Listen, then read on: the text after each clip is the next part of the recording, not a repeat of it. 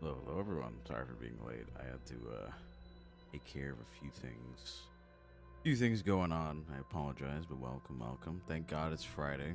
Thank God I'm not working today. I woke up at 1 p.m. I said to myself last night, I'm taking these melatonin gummies and I'm sleeping to catch up. I don't think that's how it works, but I woke up at 1. Um, yeah. I'm doing pretty good. I rediscovered uh Binding of Isaac, and I've been playing it, and it's been a lot of fun. Been a lot of fun. It's been scratching that roguelike itch that I've been feeling for a while. So it's a blend of that and RuneScape is what I've been playing today. And other than that, I have no plans. I just, like I said, I want to take it easy. Just want to relax. I want to make use of the day off because it's gonna start again on Monday. So trying to just take it easy. No stress, nothing like that. I don't have anything on the menu. I kind of just wing it like usual, but we're just gonna be chatting today. I'll try to chat as long as I can. But besides the point, the subathon is planned for this month. I should probably brainstorm some ideas. I might pull some ideas. The main thing with pulling the ideas is like I have a theme that I'm not gonna reveal yet, but I'm sure I can come up with something. It's actually more the goals that I'm curious about because I am terrified of setting the bar too low or setting it too high. And I've only had one subathon in the past, and it's hard to gauge things, I guess. I mean, I think the part of subathons is not meant to like always get to the end and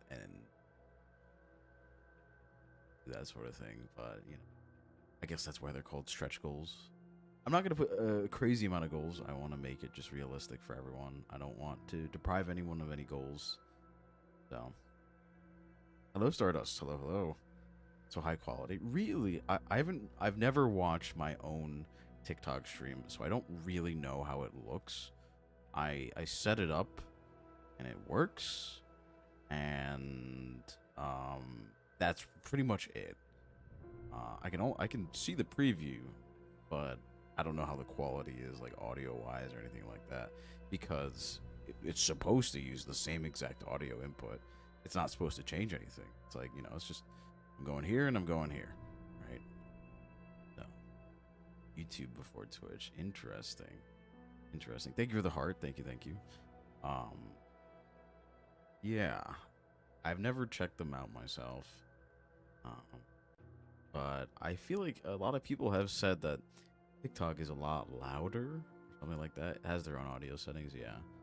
Because I have all these filters and everything for my microphone and for noise suppression and everything. And Twitch sounds fine, maybe a little bit quiet. But I've never listened to TikTok. I don't know what it sounds like, sort of thing. But what was I gonna say? I've been thinking about what I want to do next week. Like I said, I'm still experimenting with what I really want to do. I'm debating keeping the two chatting streams. It's more the games I wanna mix up a little bit. I know we've been doing a lot of Dead by Daylight. I know Scale the Depths. Part of me wants to go back to Morriman's. I don't think I'm gonna stream Binding of Isaac. I think that's more of a me alone, me thing. You love DBD? No, I never said I was gonna get. I don't think I'm gonna get rid of it. It's the Thursday stream that I'm like thinking of because it's Scale the Depths right now. But we're basically already done with the game. There isn't really much else to it. I don't think there's like some crazy ending or anything like that. The game is just short. So we're pretty much done with it. So I don't really know. Louder on TikTok. That's a first. That's interesting. I never understood why. But hello Lomia. What was I gonna say? I it's because I stream so little. 4 days is actually a lot less than you think. You think, oh, it's more than half the week, but the problem is like if you already have two things set up, difficult to like. You have to have your volume maxed. I don't want to turn up the gain though. I'm kind of afraid to turn up the gain because like if you turn up the gain, it also like kind of makes audio kind of bad. I could turn it up like a little bit just to see. Does that change anything? I like barely mess with the knob. Watch it just get really loud and just make it even worse. I've noticed that that Twitch is pretty quiet. But yeah, I should be a lot louder. Maybe slightly louder. Okay. Is that better? Is that like a little bit better? The problem with like artificial gain is like, yeah, it increases the volume, but it also kind of distorts the quality. I'm not on max for my mic. I've gone down a notch. There was no change. That a little bit better. I do want to like make it so like you know, I'm the main focus. Again, the music's great, but I gotta talk over the music. That should be a little bit better. I did that setting on OBS. That wasn't even on my my XLR. My Focusrite Scarlet, whatever the fuck. I don't remember what it's called. Something. If that doesn't work, then I'll just set it to like the default and we'll go from there. Because I remember a long time ago, I had a lot of background noise and I was kind of afraid. You can turn me down and hear me. Okay, good. That's good. That's a good sign. Thank you for the sub, Mia. Thank you. I appreciate it. Thank you. I think I might swap out the Thursday game. Well, I don't know. What do you guys think? Do you guys like the 2 days of chatting and the 2 days of games? Or do you prefer more chatting, less games? Or there's a lot of balances, right? We have 4 days to work with. We have Monday, Tuesday, Thursday, Friday. We can do game, 4 games. We can do 4 chattings. We can do 3 and 1, 1 and 3. And even when it comes to the chattings, it's like, well, what exactly do you want? And by chatting, I mean more vocal streams, question mark. Something like reading or just chatting or things like that. Voices of the Void. My problem with Voices of the Void is like, it's interesting, I think, if you're watching, but playing it is like, okay, I'm gonna do my job every single day. It's the main loop. Is like, I've done it so many times. I'd have to see if there's more things to do. I think Bobbert is like genuinely gone. I'd probably have to spawn in Bobbert again. Or to drink water. Why, thank you. I probably would have to spawn in Bobbert. Barking stream where we bark. More gaming. Preferences and energy levels. My energy tends to be a bit on the quieter end. But I'm at like, you know, I would much rather, and I know the lesson to be learned is I can't please all of you. Random quizzes on the internet, interesting. But going back to what I was talking about, there's 2 types of streams. There's me playing a game, and there's me not playing a game. BuzzFeed, those are fun. You're somewhere else? Yes, it's on the Purple app and TikTok. TikTok and Twitch. BuzzFeed. I mean, it depends on the BuzzFeed quizzes. They have some weird ass quizzes, if I remember correctly. Thank you for the follow. Nah. Welcome. Never said more games. Interesting. To figure out if I'm an alpha or a beta. I think I did the Omegaverse quiz and I got loner alpha or something like that. It wasn't like I heard there's like a 500 question one. I just did the short one. I didn't want to take an entire thing and, you know, psychologically analyzed. But it's trying to figure out if you guys do prefer these types of streams, like what we're doing, non-game or game, pretty much. I've been told that I would do better with less games. Well, hello, Kaito. Welcome. With less games, but you know, of course, I'm a man of experimentation. I want to figure things out. That's why you see games swapped out so quickly, right? You might have seen.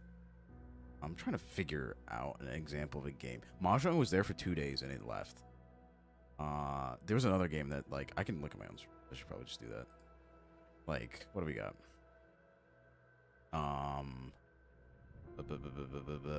Make Killing was a collab. There's nothing I can do about that. Yeah, Mahjong was there for like 2 days and it died. Right. What the? Oh, that was like my first ever streams. I want to look at that. What's another example? Dead by Daylight's been staying pretty consistently. Tomodachi Life was like, what, 4 days? 4 or 5? And they left. Overwatch was 1 day. Yeah, Overwatch was 1 day. That's not coming back. Play it again. I probably will in the future. It's about grabbing people. Hello, D. Welcome. Mugenics. That was a fun one. I do kind of miss Mugenics a little bit. Pokemon Champions was a day. Yeah, Pokemon Champions was like a day. And then the Dark Ages, i.e. IDV. I don't know if I said thank you, but thank you, Kaito. Thank you. Drink water. But indie games, interesting.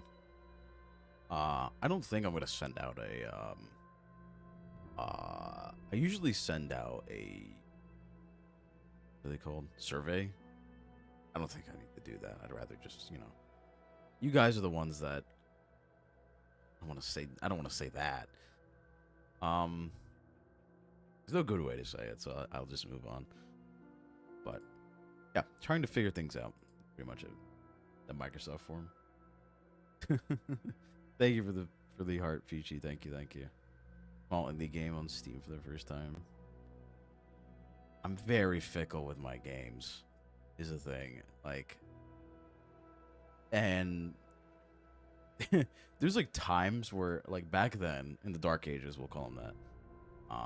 The Dark Ages makes it sound like I didn't enjoy my time playing IDV and I didn't enjoy the people that came in. No, IDV was a roller coaster of experiences, right? It had highs where, you know, getting to peak tier and having good days as Hermit and people coming in and being like, I love your Hermit, blah, blah, blah. And it also had, you know, the downfalls, like that one Richard Sterling impersonator saying, unban me, or saying thine gameplay is ass, or people coming in and being like, bro, you suck, or are you into girl? Unban my brother. People coming in and then backseating and then going, your community is attacking me. No.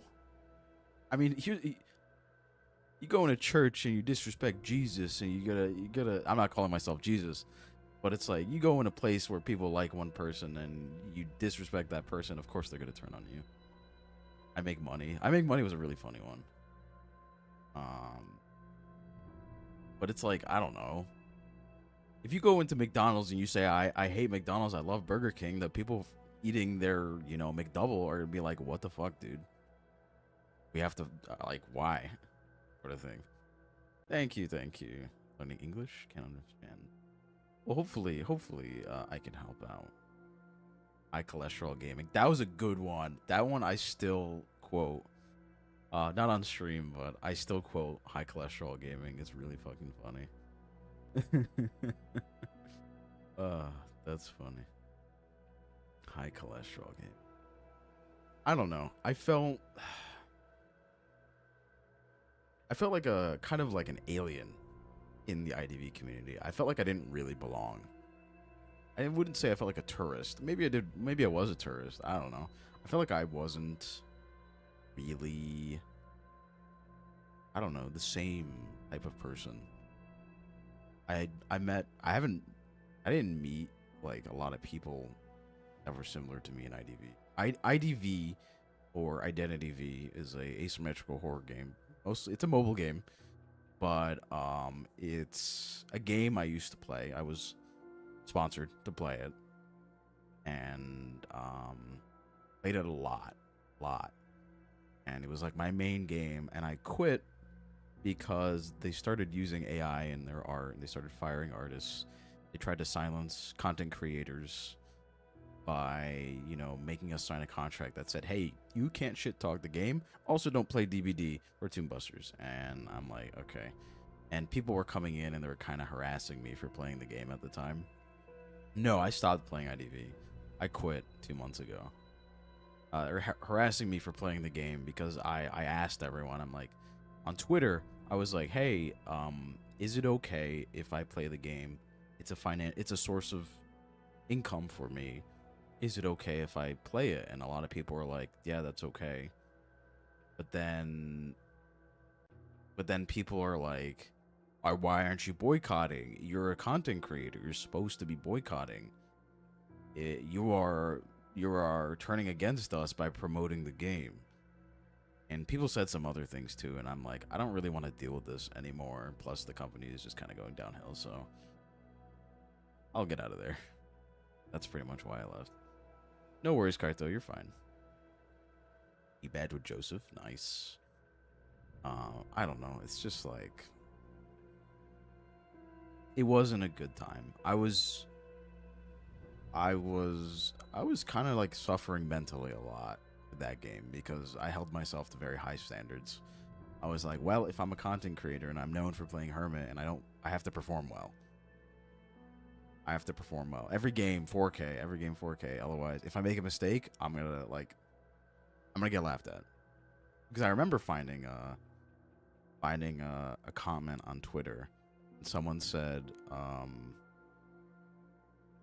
something. He's kind of washed up anyways. Like he's shit at the game, he's becoming worse at the game, and I'm like, well, wow. And I noticed that every stream was just like, I hate BT, I hate Tide, I hate this, I hate that. And very rarely was it like, oh, I like this, I like that. So I just decided it's just not worth it. It's not worth it. But well, thank you. I'm sure if I were to like go back, probably could still play them the same way. Feels exploitive? Yeah, it is. As soon as like that contract came up, I'm like, no, I don't think I'm gonna sign that. Just like that, I think this is a perfect time to leave because it's just going the wrong way. Hello, Reno. Welcome. So,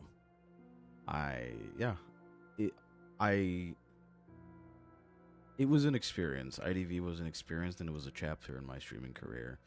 It's not something I want to forget because, I met a lot of people. A lot of people were very supportive of my gameplay and things like that. So,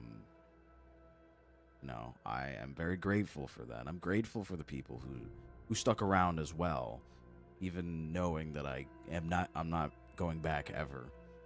I'm grateful for those people who still watch and still come to streams and things like that. I really do appreciate it because I was scared. I was really scared of quitting the game because I know there's a lot of people there for IDV, and if I take that away from them, they're gonna be like, well, shit, I don't want to watch this dude anymore. So I was scared. It was a very tough decision, but I think it was still worth it in the end. Thank you, Sherry Bot. Sorry, someone liked one of my tweets, and I just happened to like mouse over them, and in their description it just says "fuck off." I just think that was really funny. Thank you for the rose. Thank you.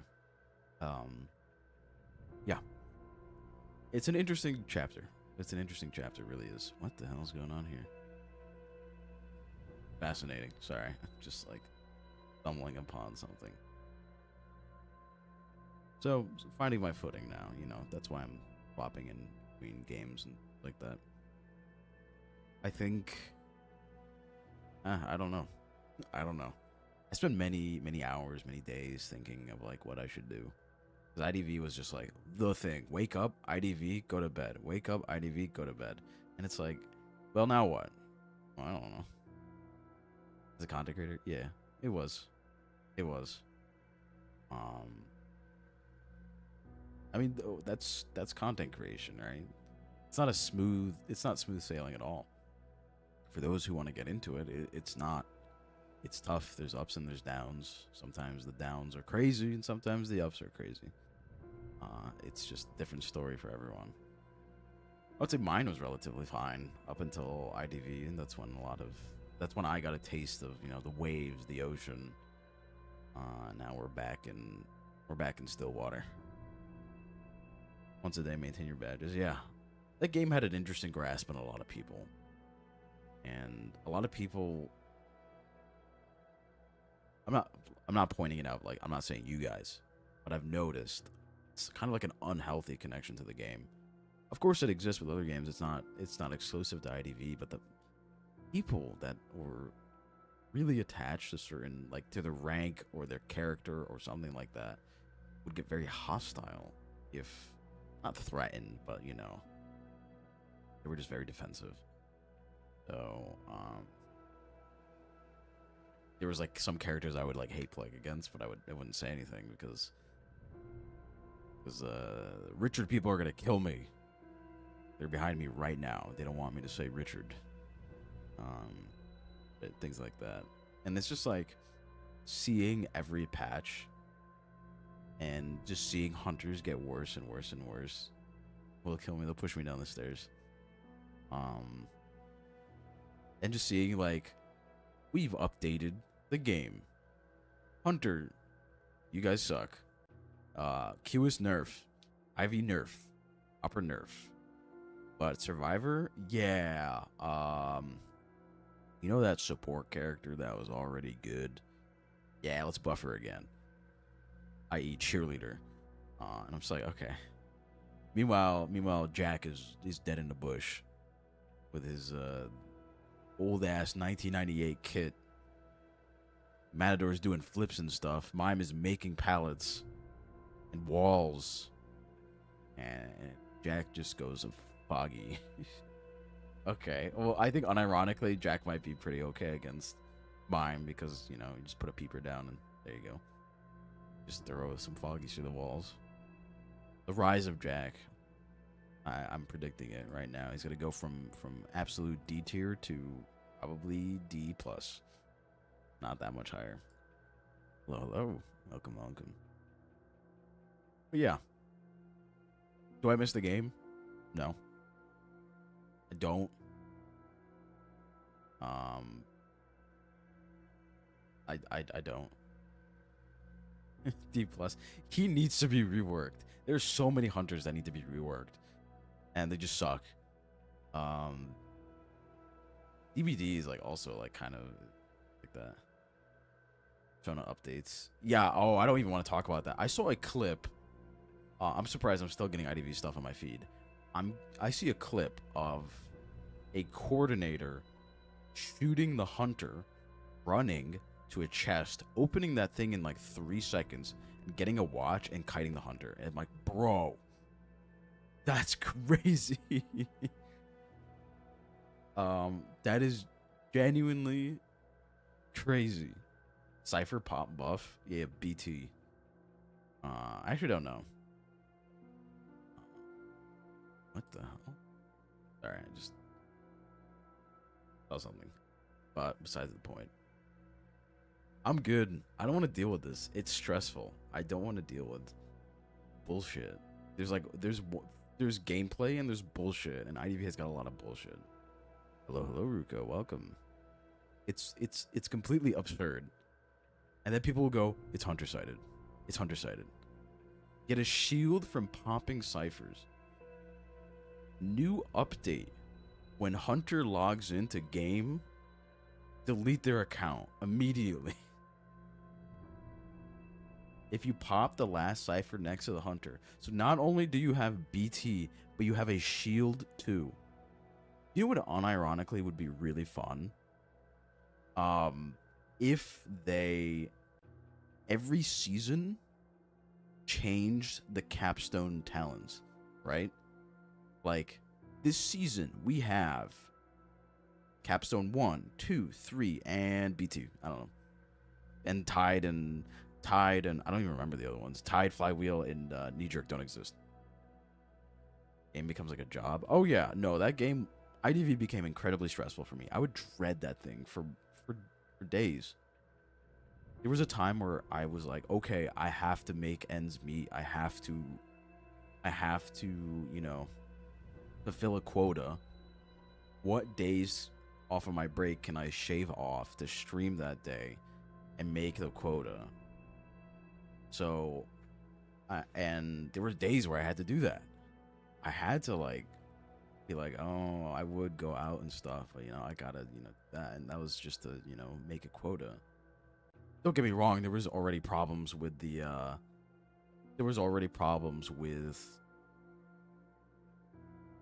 program. I'm not really gonna go in depth. I mean, I could say anything I wanted, but I'm just gonna not.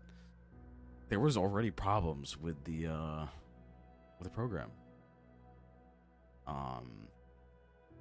Like I said, there were times for creative. There was a goal for creative streams, and I felt like my trials were relatively creative, and I never got a creative stream. There was a financial incentive for making the most creative stream, and I felt like I put some work into it, but maybe I didn't put enough work into it. You know, what program? I was part of a sponsored program for playing a video game where we were paid off of you know, like views and stuff. So I'm no longer a part of it. I've been gone. I haven't been in the program for 2 months. I haven't been there for a while. It's a real question I don't have to answer. Well, now I'm gonna answer it because you started it with a real question. You baited me. All right, I'm curious. If I weren't sponsored, would I still have played? In what? When? Here's the thing. Are you asking me that question near the end, towards the boycott, or like before the boycott? Because it depends. It depends on when you ask me that question. Before and after. The only thing I'll ask is when is before? Like a month before? A year before? A week before? Because I'm gonna be real, I think the answer is no for both of them. I stopped finding enjoyment in that game probably after I hit peak tier. A few months before, probably not, no. I stopped enjoying the game after hitting peak tier because here I thought hitting peak tier is like, okay, I made it. I don't really have to push for this again. There is no deadline. Peak tier, unironically, is easier than Cyclops, by the way. And I stand by this. Dragon and peak tier are far easier than Cyclops. Because Cyclops, you get the crazy peak tiers that just picked up the game again. Or you get people that misplay so insanely hard and you can't adapt to them. Because in your mind, you're like, they're going to make the most optimal play possible. And then they juke you. And it's like, whoa. And then you lose off of that. Right? It's very easy to see and know what the high tier players are doing because you know in your head you're a high tier player. This is what I would do if I was a survivor. And let's say, for an example, someone would be at this cipher. You TP to the cipher in peak tier, they'll be there. In Cyclops, you TP and they're actually right next to you or something like that. No, it's not a straightforward question. It's a rather nuanced question. Would I go back to the game if I wasn't being paid? No. And I feel like that's not a wrong thing to say. Because I wasn't enjoying the game anymore. Here's my story of why I continue to play. I have been trying to save up to move out. To afford rent. and I was getting really close, and IDV was really helping me get there. It was really helping me get there. It was a blessing, really, financially, but I wasn't enjoying the game, like, at all. It was very obvious. It was kind of obvious off of my reactions of the game. I tried to, like, every day just be like, okay, maybe there's something that will get me to like the game, but it's just like frustration after frustration. IDV, Identity V, asymmetrical horror game. Any other sponsorship programs? Do you want the real answer, or do you want the hopeful answer? Sort of thing. There's a real answer and there's a hopeful answer. I'm gonna assume you're probably gonna go for the real answer. Honestly, that's a good one. That's a good answer. Hopeful answer is, in the future, when I stabilize a little bit more, maybe. Real answer, no. Absolutely not. You may have saw on Twitter. My viewership halved. So no, unfortunately, it's not looking very good. I can't do any sponsorships if I wanted to. It's just not there anymore. Back then it was doable because, I was working with a company. I was getting consistent, sort of growth. But that hasn't been the case for 2 months now. So, unfortunately, I don't think any company would work with me. Energy had shifted. Yeah. There was a moment, because there was a first time with IDV. I discovered it. I should have the date here. It's my first stream was in like the fall or something. Let's see. July 28th, 2024 is when I first started playing the game. I was really enjoying the game up until like November, December, right? Thank you for the follow, stranger. Welcome. I was enjoying the game up until like November, December. And then I don't know. I was dealing with a lot of things outside of streaming. It was a truly stressful time for me, and my mood while playing the game tanked really bad. Like, and I was told streams were not enjoyable anymore. They were very obviously somewhat hostile and like things like that. So I understood.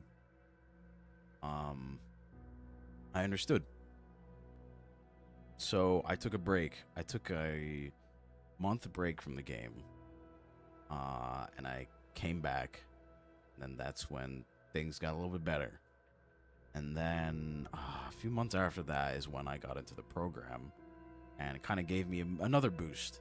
I'm like, great, this is awesome. Like, I'm enjoying the game, and I'm in a program for it. That's great. It felt nice because it felt like I was part of a sponsorship for once.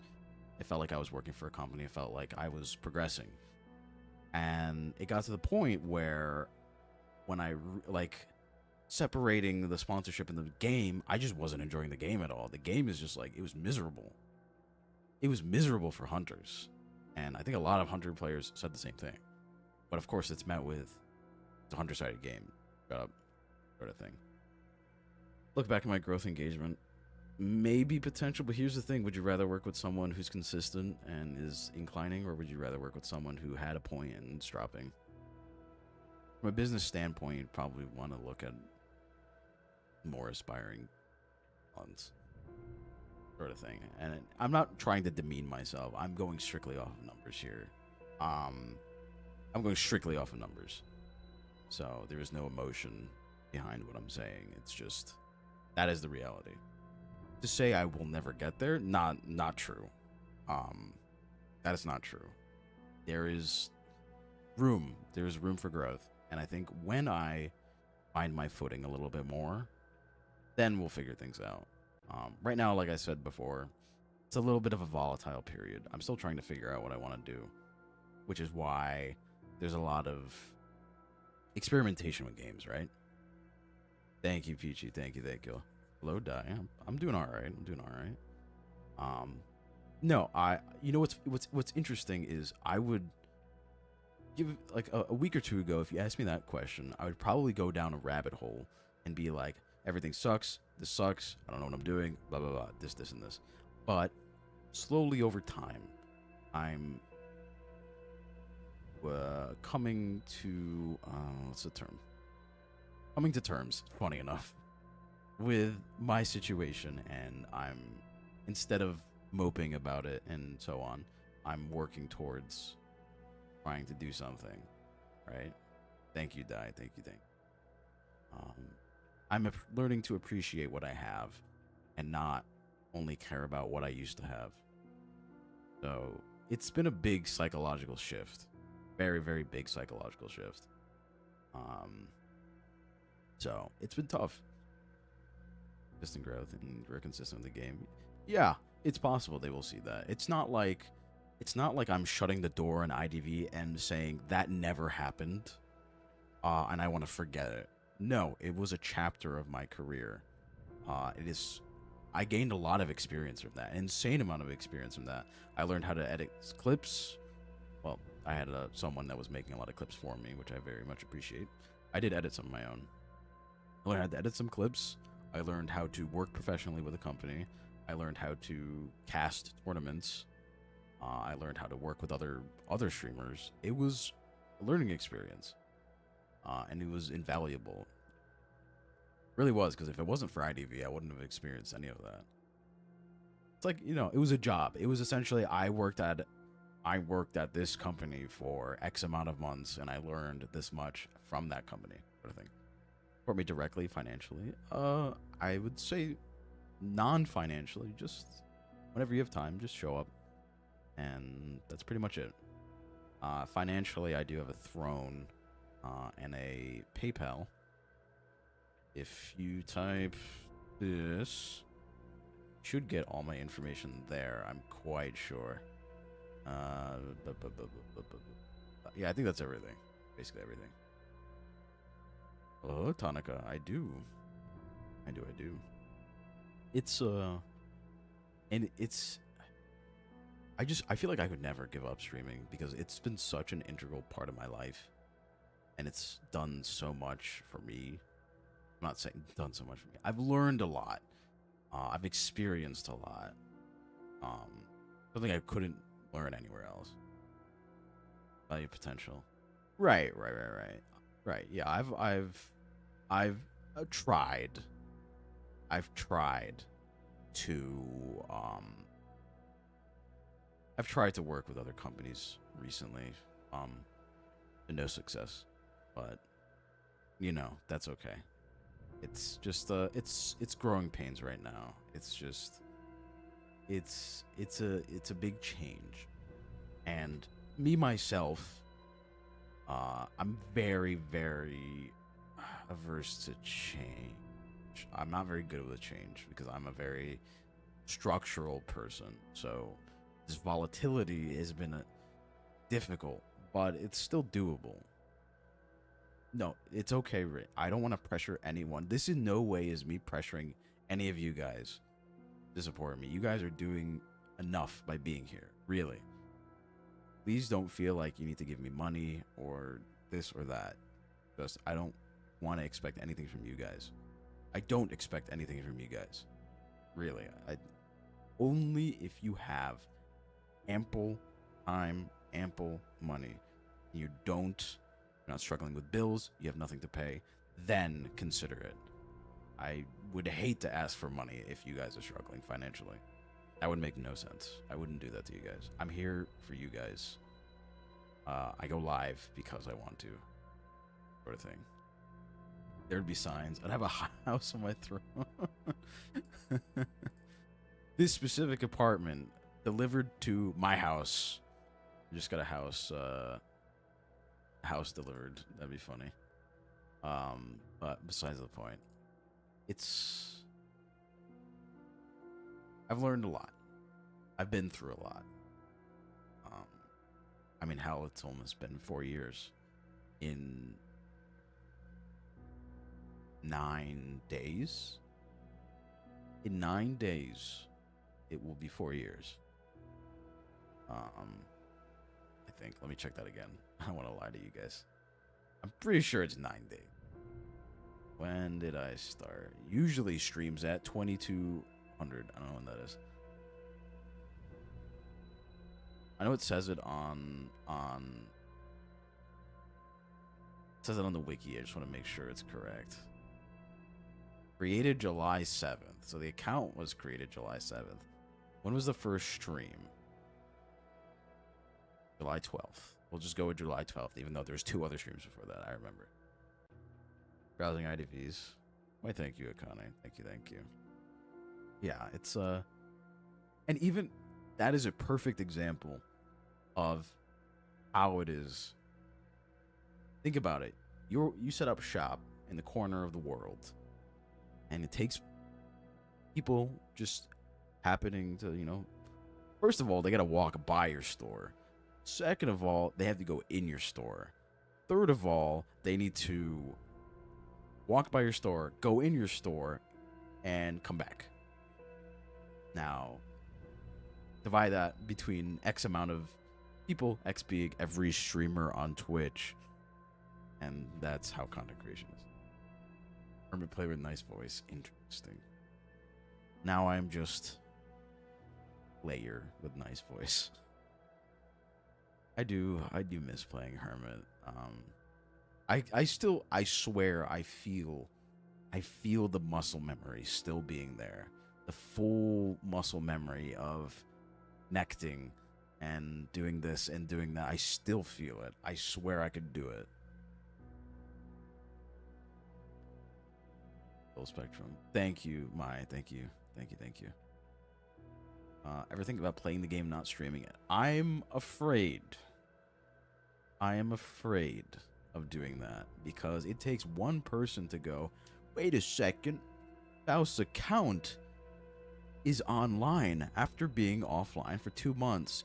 Kill him, sort of thing. So, even if I did, I mean, I've already uninstalled it, changed my username, but that's me.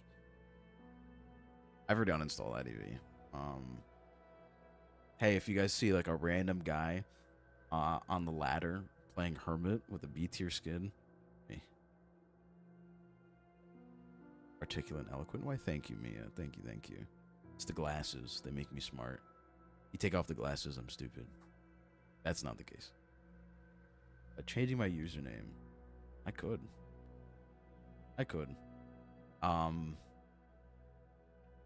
Maybe it was the stress of streaming in front of people that made me stressed playing the game. But there is still enjoyment and a touch of dopamine that I would feel if I were to play certain characters again. Like, I loved playing Hermit and I loved playing QS. I really loved playing those characters. They felt good to play. That I will give them. Like, I will say those characters were pretty well made, and I enjoy playing them. Especially QS. I think QS is the pinnacle of skill expression in that game. Because there's so much nuance to that character. It's so difficult to explain the micro interactions that you would do in that game. I never got the chance to explain the micro interactions that you would do to hunters in that game. Facing a certain way, jutting out for a second while walking in order to fully optimize your walking, like your speed or catching up to the person. Your lines always mattered as QS. You can't randomly put your lines in random spots. You need to be mindful of all of that. Aiming your Hermit projectile in a location that will pull survivors in a certain way, getting in front of them and hitting them towards a chair to optimize time. That is what I enjoyed. And I never got the chance to explain it. Hello, Sky. Do I like fishes? I would say I like fish. Stream rank sessions, yeah. I'm doing pretty good. I'm doing pretty good. How are you? It's these little micro interactions, micro optimizations. It's like there is levels to playing a hunter.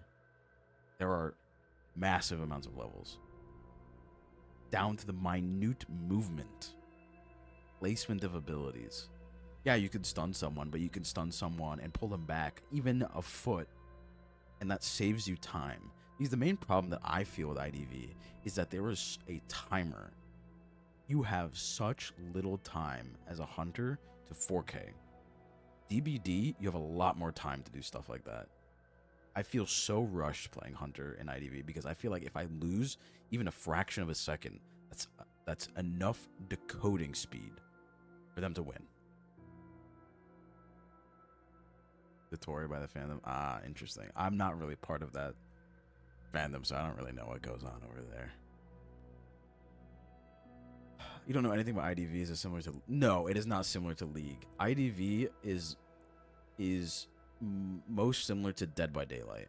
It is an asymmetrical horror game where there is a hunter, there's a killer, and there's 4 survivors. They have to decode / repair these objects that are scattered throughout the entire map. They have to do a certain amount of them, and if they do, they go to a gate, they open the gate, and they get out. You win by having more people get out.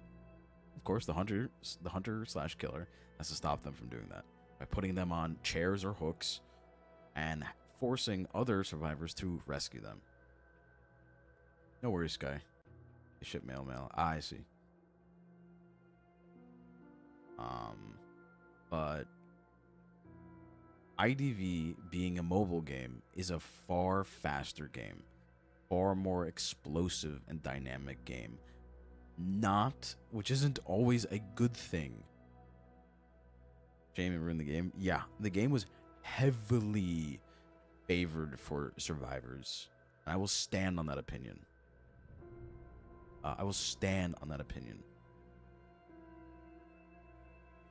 IDV was expensive. Yeah, the banner was atrocious. Like, as a gacha game, Jesus Christ. $200 for an S tier skin? Like, come on. That's a little insane. That is a little insane. I swear other games are far more forgiving than that. Fucking Wuthering Waves is more forgiving than IDV. Yeah. 5 stars, which are S tier skins in that game. Way more difficult to get. What do I think with the Cypher? I haven't played in a while. I have not played in 2 months. I think it's ridiculous that survivors are... See, here's the thing. Here is the thing. And this is one concept that the developers are obsessed with. Artificial survivability is how I'm coining it. What is artificial survivability? It is changes, abilities, and mechanics that force survivors to last longer, completely separate from their own skill. What do I mean by this? There is no skill expression in finishing a cipher and getting a shield where the hunter will hit it and sit in attack recovery animation for 20 years. There is no skill expression of that. Right? There is BT. The skill expression with BT, what is it? Communication, sure. Communication is the skill that a lot of people need to know. I'll give them that. I've seen so many instances of some of the worst rescues I've ever seen in my life completely saved by BT. Why? There are instances where you can mind game the survivor so hard and terror shock them. Off of the last rescue, do you know what your reward is? Nothing. Your reward is nothing. You get nothing. At that point, you're full presence. No hunter gets anything off of hitting someone. Right? No hunter goes, oh, if I hit someone, I get a buff or something like that. That doesn't exist. It does exist in, what is that one persona? Now I'm forgetting what it's called. The persona that says, that used to say, mind you, was the first iteration of it said, when there are more survivors that are down, you get increased attack recovery. I don't remember what it was called. It was nerfed immediately. It was nerfed to, if there are more people on chairs, then you swing faster. There is no hunter has that baseline. So you play well and you are rewarded with nothing. The survivor plays poorly and they're rewarded with a free rescue and BT movement speed and possibly tied if they saved it to the last rescue. You see this, there is little to no risk and all reward for survivors, and for hunters, they cannot keep up with that.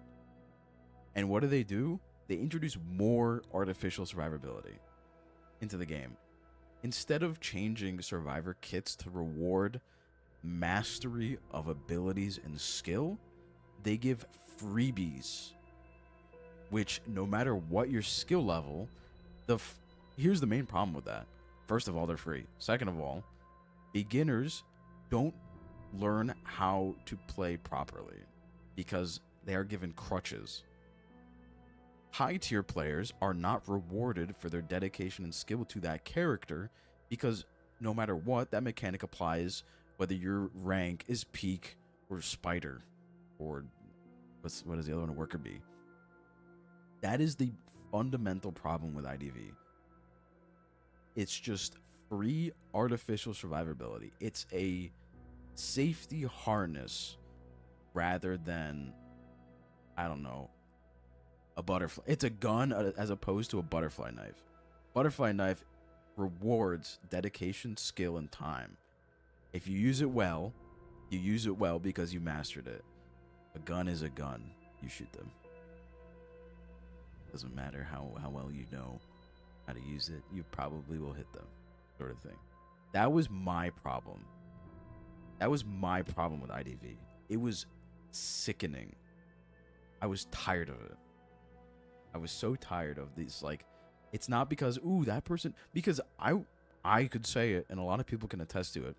I would easily say, man, that person is a really good player. That person played really well, sort of thing. They played very well. Wow, that was a great play. It shifts from that to, holy shit, free, I don't know, free shield, free this, free that. You get a free shield for doing the cipher. Where's the skill in that, sort of thing? Different nodes. Berserker was attack speed. No, impulsive was attack speed. Yes, it was impulsive. I don't think it was impulsive. Impulsive reminds me of something else.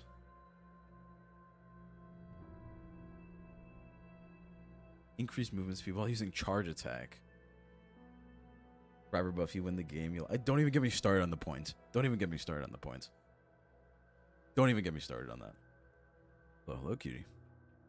I swear to God, that point change that they made, like halfway through the season where I quit, was just like, Jesus, man. I'll never. Well, what did I get for like points? You tried your best, plus 5 points or something like that. The fact that hunters got the same amount of points for a 4K and survivors can tie is insane. Ties in that game did not feel like ties.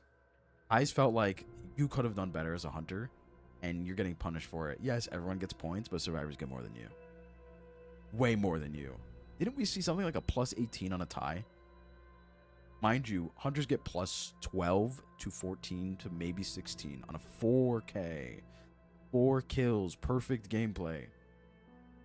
Plus 12 points. Survivors on tie, 18. I've seen survivors get upwards of 23 points. Cross-platform. Ranked loss streak. Mobile. Against all odds. Like, breathing. Like, come on. And it's things like this that made me quit. Because I'm just like, I don't want to... I feel punished for playing the faction that I want to play. The reward for playing the faction that I want to play is too small for the stress and the bullshit you have to deal with. That's why I'm just like, I can't. Like, impulsive is a wonderful ability to talk about. Why? It is, if I remember correctly, 2 nodes from the center, or 3 nodes from the center, right? So it's an edge persona, but it's not one of the capstone. It's not like detention or you know, other ones I don't remember. Honestly, I don't remember, or bind or things like that, right? It's 3 away. So I need to look at the persona web. I'm gonna tweak hard. Dismiss. Where's the hunter one? Yeah, this is survive. Oh, hunter. Okay. Impulsive. Where the fuck is impulsive? Did they get rid of impulsive? Why is oh no, wanted was always there. Where's impulsive?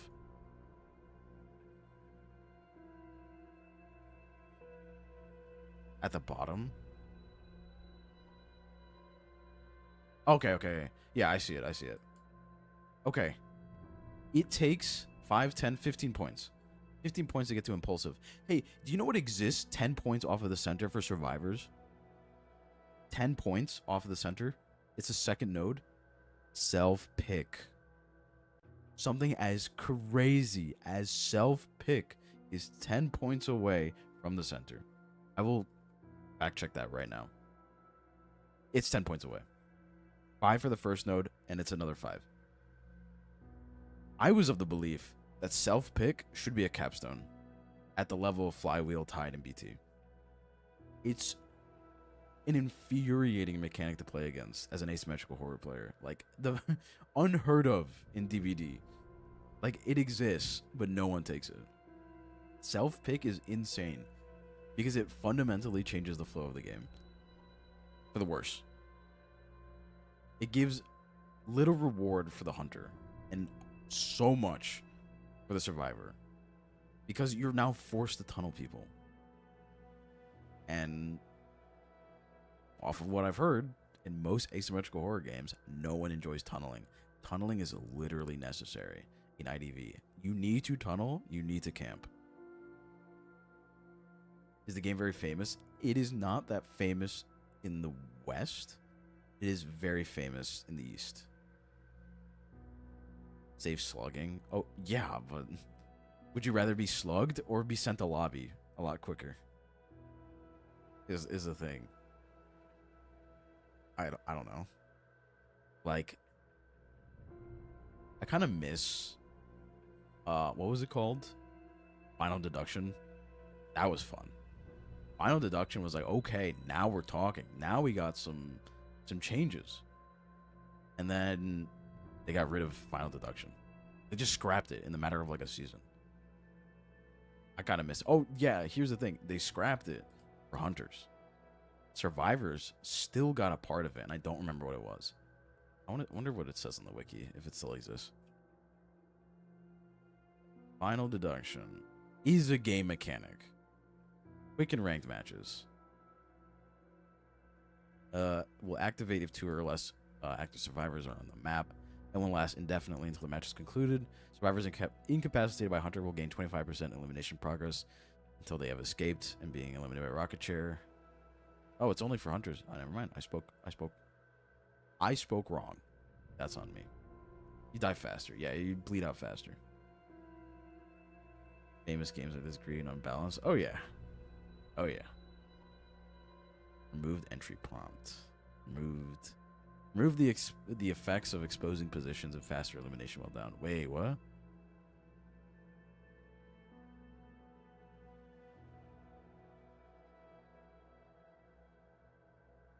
Removed the effects of exposing positions and faster elimination while down. Wait. Oh, here's the thing, Star. The community was overwhelmingly Survivor players. I want to say, and correct me if I'm wrong, people that still play the game, it was something around like a 70-30 split. 70% Survivors, 30% Hunters. Um, so survivors got a lot more changes, a lot more buffs, a lot more skins. Were listened to more often. And if I remember correctly, the devs were also survivor mains. That was told to me through Twitch, so I don't know where's the validity in that, but yes, majority survivor players. So there you go. That tells you that. Just another example of why I don't play it. 4 survivors are needed for 1 hunter. Yeah. Think about it. The hunter needs to catch up to 4 survivors who have their own abilities, mind you. Survivors in this game, compared to DBD, have their own abilities. Each survivor has a specific ability to them. And they also have passives and things, right? Let me grab a random one. Thief. He has a flashlight. If he points it at you for too long and you're facing him, he stuns you. He also gets checks on his... Everyone in the game gets checks on their generators, 30% more. Okay, cool. We also now have a character. Let's pull out a character. Mind you, that's all Thief does.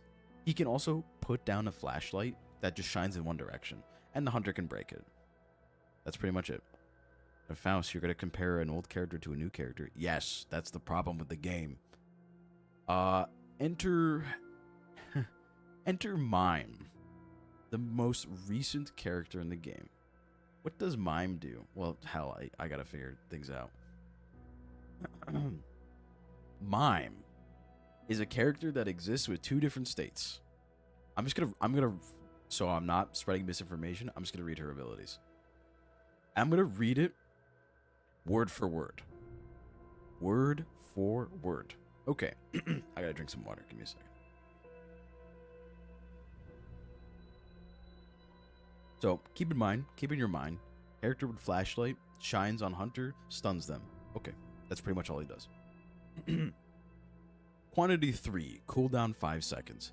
Depending on the emotions that rise within her, the mime artist performs, that's a typo on the wiki, 2 different mime routines. Joyful routine. The mime artist opens a prop umbrella and gleefully acts it out on a windy day. In the simulated wind, the prop umbrella pulls the mime artist forward in a straight line for 10.1 meters, colliding with an obstacle, another spelling error. Ends the movement early, and a simulated wall and simulated pallet are created behind her. If there is not enough space on either side of the path, the simulated wall cannot be created. If there is no obstacle near them where the mime artist stops, or there is an interactable object nearby, the simulated pallet cannot be created. When there are no survivors other than the mime artist within 25 meters of the hunter destroys simulated pallets 15% slower. The simulated wall disappears 10 seconds after the simulated pallet is destroyed. If no simulated pallet is created, the wall disappears 10 seconds after being created. Okay. Anxious routine. The mime artist tosses the prop umbrella, anxiously recreating the scene of returning to stage. Centered on the umbrella, a circular simulated stage with a radius of 12.7 meters is created and lasts for 15 seconds. When a survivor enters the simulated stage, the prop umbrella appears at the survivor closest to the center of the stage and creates an area with a radius of 4.2 meters. The prop umbrella behaves differently depending on the targets within that area. If a hunter is present, the umbrella prioritizes attacking the hunter. If a survivor is present, the umbrella pulls them in, then launches them a set distance in the chosen direction after 2 seconds. The survivor can also be launched early. After that, the prop umbrella disappears. It has a cooldown of 4 seconds. That is one ability so far. I'm not done. Pent Up. The mime artist gathers emotional fragments through different actions. She can use her item only when both joy and anxiety are full. She can switch between routines, and doing so changes the balance between the 2 emotions. When the mime artist moves or interacts, she gains joy fragments over time. When she hits a hunter with a pallet, joy is filled instantly. When a hunter is within 10.1 meters of the mime artist while she is decoding, or when the mime artist or a nearby teammate is injured, she gains anxiety fragments over time. When the mime artist's fear increases, meaning she gets hit by an ability, she is dealt damage, anxiety is filled instantly. When the mime artist switches routines, she gains 20% more of the related emotional fragments. This can be triggered once every 30 seconds, or not done. Sidestep. During a performance, the mime artist uses special footwork. While performing a joyful routine near the simulated wall, movement speed increases by 3%. While performing anxious routine on the simulated stage, movement speed increases by 3%. Deep bonds.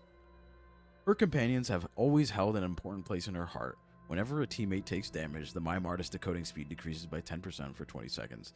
Triggering this effect, again, resets the duration. The decoding speed penalty does not stack. This is this character, by the way. The most recent survivor in the game has an entire thesis for a kid. Thief, I point flashlight at you. You get stunned. Also, more checks. Hello, Serene. Welcome. To put it very simply, this character, if you've never played an asymmetrical horror game, the only way to stun a hunter to get them off your back is to drop a pallet. So there are these pallets that are sitting upright. If the hunter/killer is under the pallet and you drop it on them, they get stunned. Cool. This character makes a whole wall and a pallet at the end of the wall. Mind you, you can't see, neither person can see on the other side of the wall. So you can camp that pallet. Of course, there's other ways to get around it and things like that. But the fact that this person is creating stuff in the game where maps are so sacred is insane. Because here's the problem. Identity V has an identity issue. A massive identity issue, which is hilarious, by the way. It is massively ironic. The character designs nowadays are so convoluted and cover every form, every facet of being a survivor that there's no individuality anymore. The individuality purely exists within the character design and their ability. But at a very fundamental level, they are covering everything a survivor needs in that game. In the game, there exists a few classes. Assist, meaning you help other people. Decoder, meaning you get buffs to decoding / solving the gen. Rescue, you are more geared towards rescuing characters off of, their thing. And I'm forgetting another one. Thank you, Roman, for the sub for 6 months. Thank you. Dress to impress. No. The hunters are trying to kill the other survivors. Like, the survivors are trying to survive. And the hunter is there to stop them. Sort of thing. What did I miss for a class? Survivors. Decode, rescue, contain, assist. Contain. Kiting. Trying to have the hunter chase you and you use your abilities to get away. And, dodge them and do this and that. So they keep chasing you so other people can decode. Here's the main problem. They've been releasing characters that do everything. The prime example that I always bring up of character that does literally everything is Lanternist. Lanternist, God, I have to... Matador too. Yeah, I mean, he can't decode. That's like his whole thing. Lanternist, I don't even want to read her entire... I guarantee you her kit is actually longer than Mime's. Lanternist, I actually want to see. Oh yeah, it's longer. Okay, let me summarize Lanternist's ability like really quickly. Lanternist basically goes invisible and leaves behind an image. That image can take damage. You can hit that image and the damage will be transferred to her. But when she's invisible, she can spawn another image. What does that do? It gets rid of the previous image and spawns a new one. And it says to the hunter, hey, the new image is right here. And she can keep doing that for a certain amount of time. She can delay. She's queen of delaying. She can do that with other people, right? She can give other people that buff. She can freeze her own cipher so it doesn't shake. No one knows you're on it. Makes no noise. And then she can replay it so all that progress happens instantly, right? Mind you, she has true invisibility when she is using her freeze frame ability, meaning she does not leave footprints. So what Lanterness can do is, one, she goes fucking invisible and can kite people very well. Mind you, she goes, like, I will reiterate again, she goes invisible, so she can walk up to a pallet. The hunter cannot see her, and she can drop the pallet. And you know what's really funny? She has a buff to dropping pallets. When she drops a pallet, the hunter cannot interact with the pallet for 5 seconds. She is one of the only characters that locks pallets. She can also give that buff, remember that freezing the cipher thing, to people across the map. So she can harass, she can decode, she can assist, and she can kite. She is bad at nothing. She is literally bad at nothing. They nerfed her once. What did they do? They made it so her cipher... let me just read it for you rather than making up stuff. I'd rather just read it. Okay, she received 2 nerfs. Here's the really funny thing. You'll understand why this is a problem.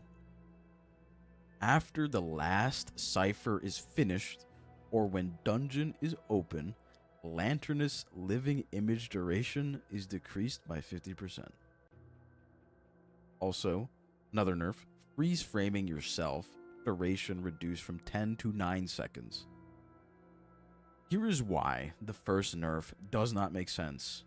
So, the entire job of a survivor is to survive, right? Is to survive and do all the ciphers and get to end game and open the gate. Opening the gate is around 5% of the game. 5% of the game. Here's the main problem.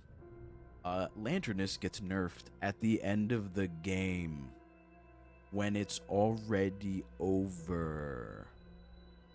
She gets nerfed. Like, what?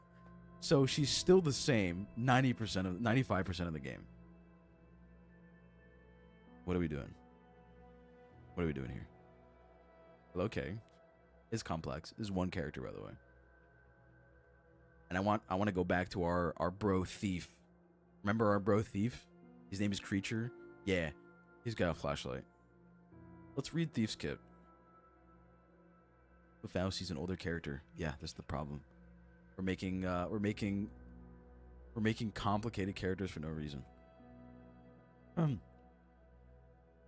gonna read Thief's entire kit. Cunning. Carries around a flashlight that temporarily immobilizes the hunter by shining a light on their face for 2 seconds. Shining the flashlight on the hunter from any other direction for 1 second will silence the hunter, meaning they can't use their abilities. Each time the hunter is immobilized, they will gain resistance to the flashlight's effect, increasing the time required to immobilize them again for up to 2.5 seconds or silence them again for up to 1.25 seconds. If the hunter is silenced again within 5 seconds after the end of the previous silence, the duration is temporarily reduced. Exclusive. This means nothing, by the way. This next paragraph means like really nothing. The ample power supply allows him to use the flashlight for 50% longer. The Thief also carries 3 high-powered flashlights, which can be set around the map to illuminate larger areas. Each flashlight can exist on the field for 40 seconds. I actually thought it was permanent. Hello, Zeno. Welcome. Flexibility. His flexibility allows him to vault over obstacles quickly as he runs. Okay, that's that. Order. Old habits die hard. He often steals parts when decoding. The chance of triggering a calibration for all teammates is increased by 10%, and the scope of success is decreased by 10%. Okay, that's done. Lockpick. A talented lockpick. Thanks to him, all chest opening speed is increased by 100%. That's it. Thief has less... you know what? I'm going to do this right now. Word count website. Let's look at Thief's entire kit. See how many words this is. Thief's entire kit is getting rid of the ability names.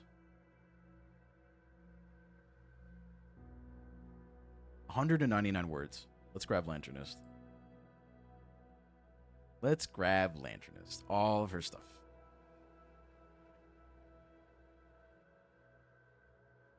Let me get rid of the abilities.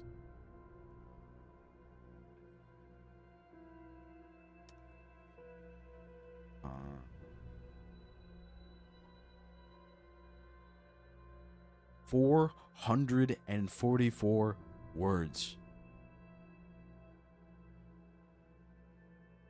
IDV changes. I'm just talking about how poorly balanced the game is. I'm gonna grab only for first ability.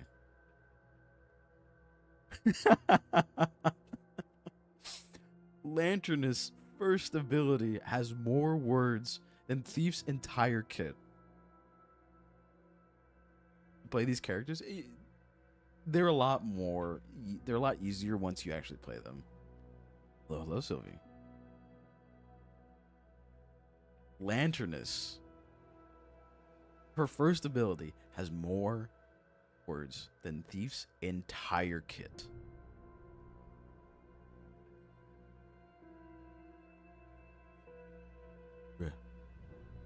What about Mime? I'm curious. Mime artist. Specifically, Mime artist. This is Mime's first ability. Has 303 words.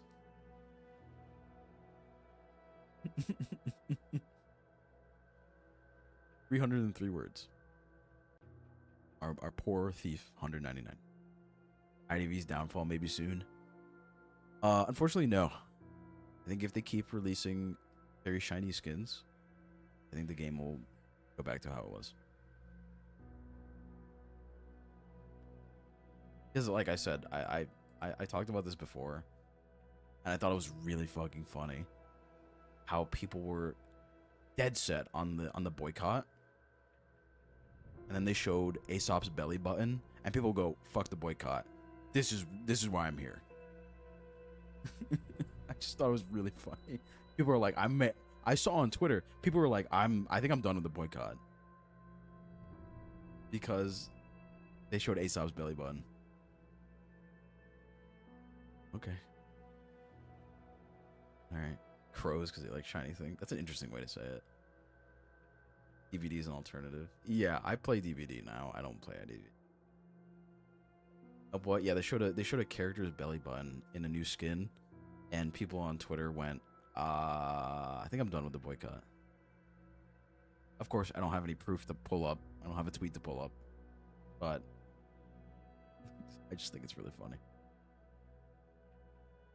For a belly, yeah. I mean, I don't know what's special about his belly button specifically. But, you know. Yeah, unfortunately. So...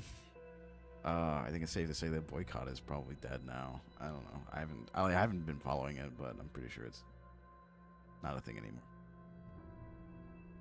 There's no way to really see the numbers, to be honest, of how many people are playing it in America or Europe or that sort of thing. So, I don't know. You don't think you would go back? I mean, that's the right thing, to be honest. Even the lads community is boycotting longer? Yeah. Yeah, I think I saw people on Twitter, they're like, come on, look what they're doing, and we can't do this. Yeah. I find Aesop a very interesting character, because it's like... I don't know his nuance. I won't comment on it. Why did the boycott start? The boycott started because the company was found using AI and replacing artists, firing artists.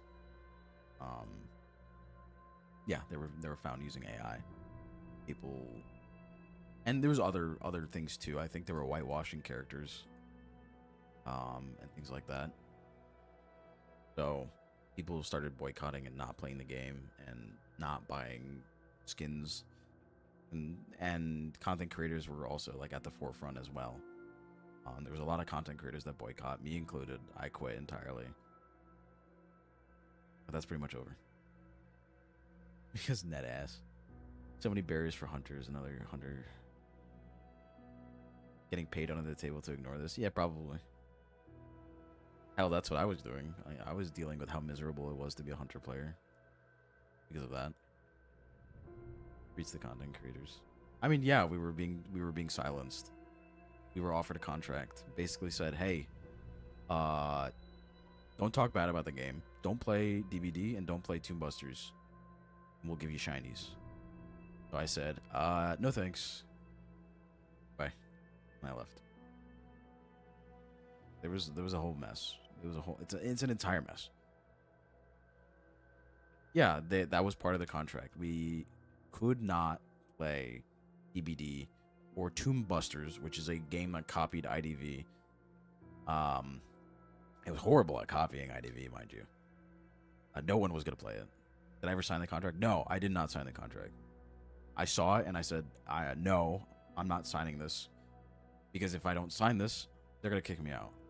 So I didn't sign it and I left.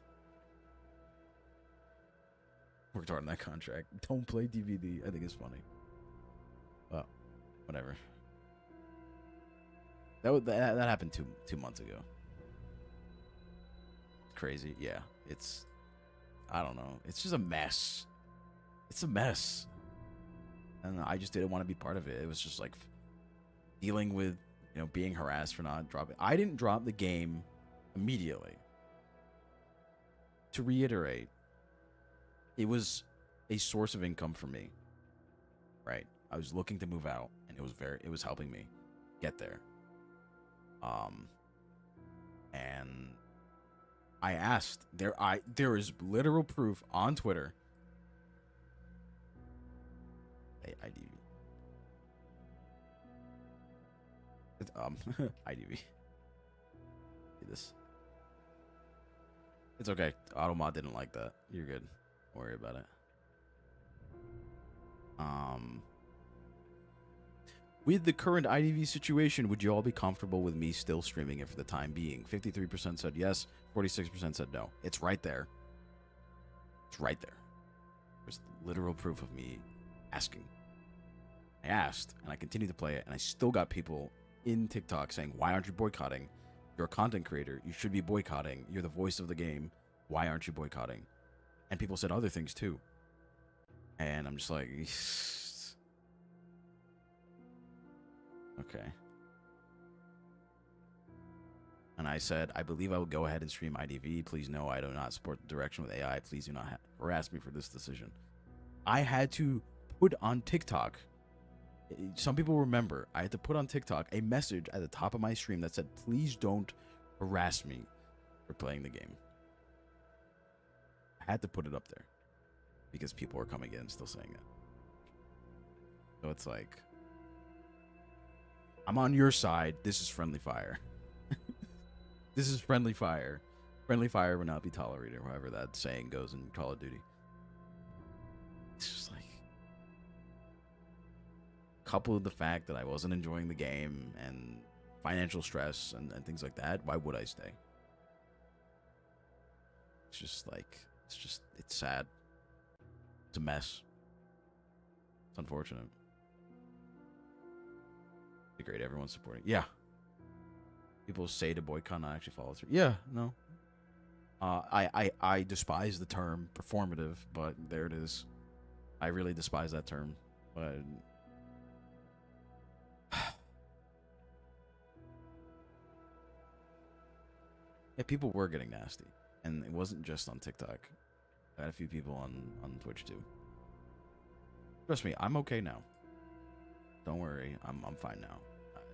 The only people I get are the occasional trolls and things like that. That's normal though.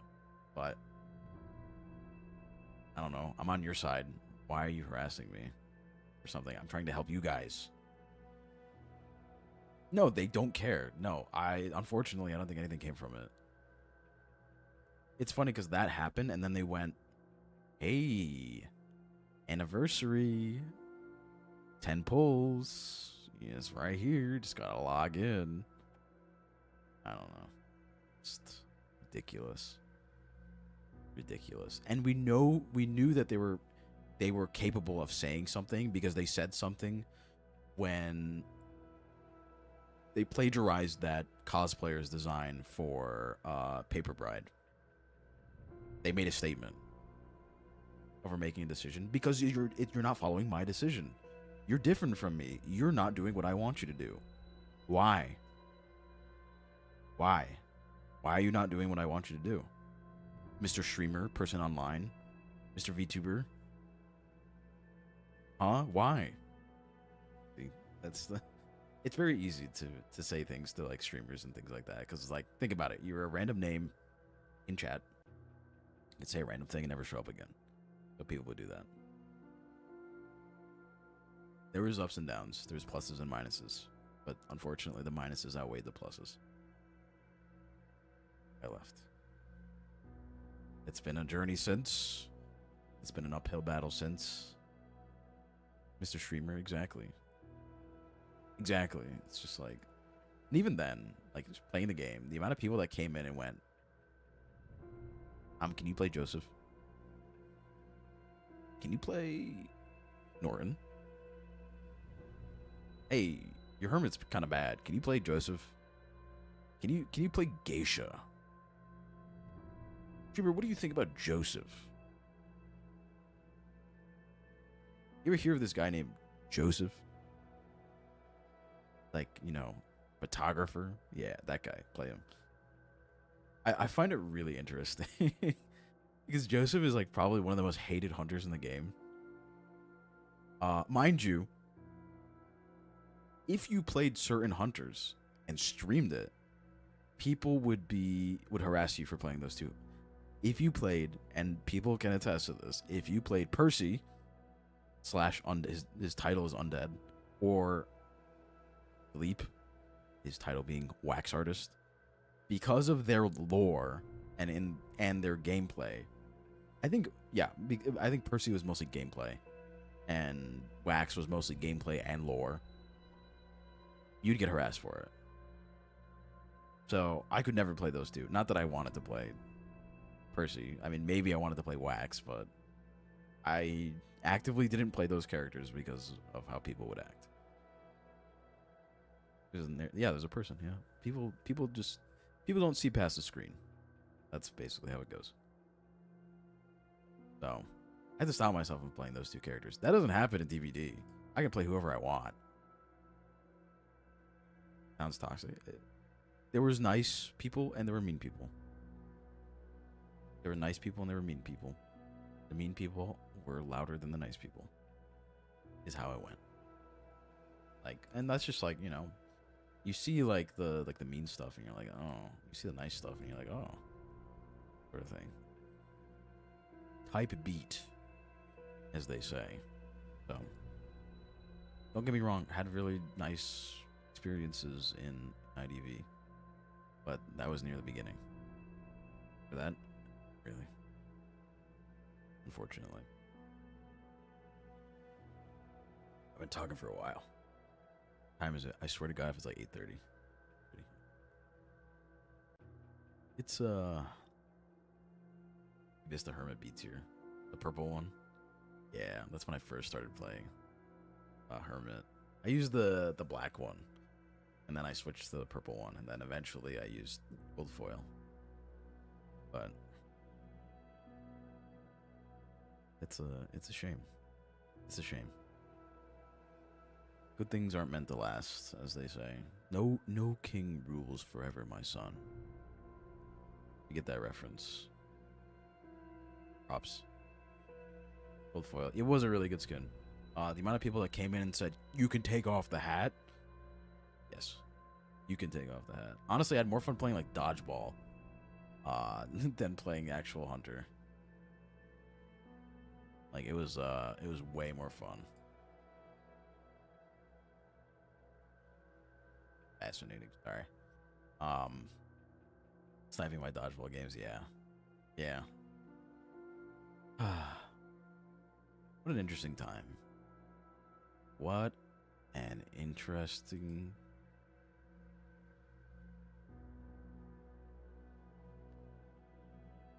Sorry, I was like looking at a few. Fun times, fun times. It's just a matter of what are we gonna do now. What is that Minecraft achievement? Fuck, I forget what it's called. To complete a BuzzFeed quiz? Alright, you've convinced me. Eldritch BuzzFeed quizzes. The end. Yeah, there it is. Yeah. Thank you for the follow, bye. Thank you. I'll keep that on Twitch because changing it on the other apps are like really annoying. BuzzFeed quizzes. You guys don't hear my 10 hours of brown noise. BuzzFeed quizzes. Is there like a random button?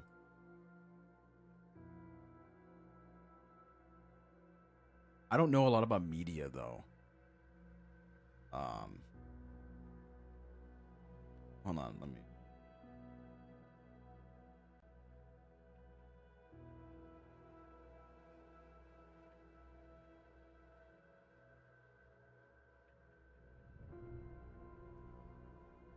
Thank you guys.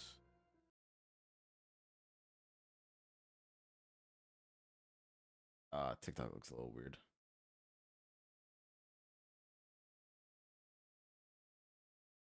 Okay. What's what? BuzzFeed. BuzzFeed. Oh, the transition animation. Yeah, my transition animation. What am I supposed to take? What do I take? Games? No, quizzes. Have an absolutely unhinged day. Can I turn this to like dark mode? Do they have a dark mode? No. Okay. You're about to have the most absurd day of your life. Every ridiculous choice you make gets you closer to your true identity as a yellow food. Let's get strange. Pick an accessory. I think I'm gonna go with head speaker. Okay. Choose an animal sidekick. Murray, Nova Delulu, Vern Whiskerton, Calamity McGee, Cool Dave, or Noel Sweet Pea. I'm gonna go with Vern. Pick something to toss off the roof before you head off for the day. Probably a disco ball. I don't like disco balls. Use a way to spend some time outside with a friend. Deep conversations with your snow friend. Hanging with a ghost. Drum circle with the gnomes. Partying with a bunny. Hiking with a monster. Camping with Sasquatch. I'm gonna hang out with a ghost. What's for lunch? Bathtub ramen, shrimp and jello, a paper plate of ketchup. The new Omegaverse quiz. Oh god. Candy eat when chopsticks. No gravity burger. These I'm going with a no gravity burger. What is your hobby? What the fuck is this? I'm gonna go with video games. Piece of art to bring home. The bunny dimension. Rub a dub dub. I spy. Ew. Monobrow. Nearsighted. Delusion 500. Probably that. A normal event to attend. Evil Doll's birthday party. Mannequin rave. Induction ceremony. Probably the alien abduction ceremony. Choose a curse to cope with for 24 hours. Business calls as a rabbit. Hands are coated in candy. Everything smells like stew. You're followed by a judgmental owl. Head is Glover. Probably this one. Time to rest after a long day of chaos. Where are you snoozing? Lair of Victorian ghost. On the slide. Inside the plane. Probably. You can be a bit tightly wound and inflexible. That's fucked up. Let me click.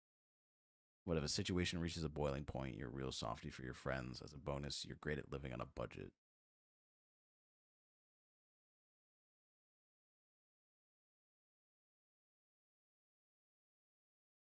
Interesting. Um, is that Omegaverse quiz fine to show on stream? I feel like ramen noodles. No, I don't think I feel like ramen noodles. Interesting. Okay. I want to guess your classic sandwich based on your travels. I've never been to California, so never mind. If you can get 22 out of 25, you're certified food expert. Okay. Tap on a hot dog. Bro, what? Mac and cheese. I can't even tell. That has peas in it, so it's certainly not that one. Fever Dreams. Yeah. I don't know if that's mac and cheese. That's mac and cheese. Okay. Chicken and waffles. Wow. Who would have known? There you go. Having a burger. Having a corn dog. I know all of these. There's no way they're gonna get one that I don't know. Meatloaf, one of my favorite foods, actually. Apple pie. It's a weird ass apple pie, but sure. Peanut butter and jelly. There we go. Pantalone. Nope. This is Patrick. One to the Pantalone counter.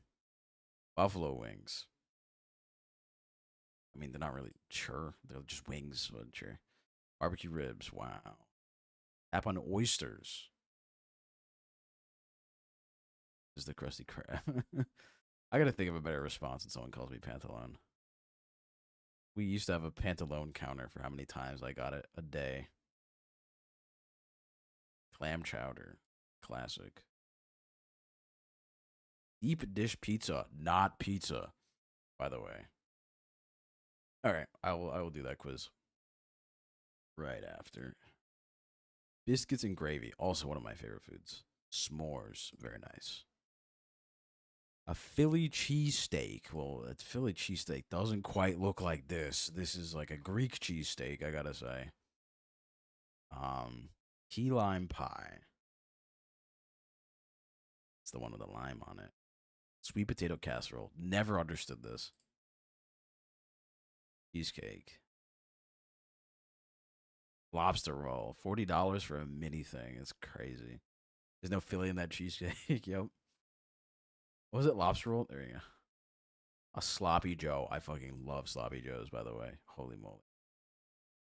They know I'm a big back. It's crazy. I'm just gonna quickly go to BRB. I clicked on the wrong thing. I actually would have shown you guys my chat, which is really funny.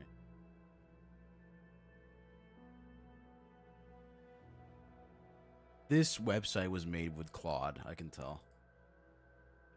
It's so obvious. If a website has a gradient and a glow like this, it's made by Claude. Well, hello, Brie. Never had meatloaf. It's kind of a weird one. Ultimate Omegaverse quiz. Oh, God. Pick an entrance. Doing pretty good. How are you? I'm going with the sweet. Terrible food opinions. I do. Your partner suggests a spontaneous. Your life. Yeah, yeah. It's been a while. It's been a while. I met with Omegaverse. Okay, listen. Your partner suggests a spontaneous, risky trip. What is your reaction? Budget calculate.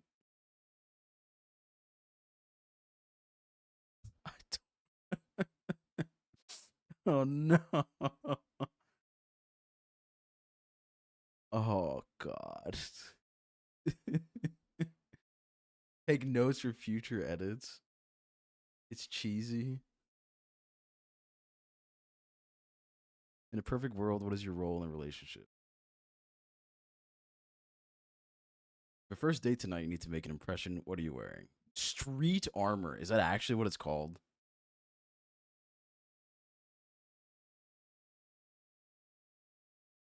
Your soul can manifest one magical ability. What would it be? Time. 100% it's time. Not listen, y'all. It's okay. You saw nothing. You have no proof. Lost your wallet. What do you do? I mean, probably this or just get a new card. I don't know. When you strip everything else away, what's the one thing that you're truly hunger for?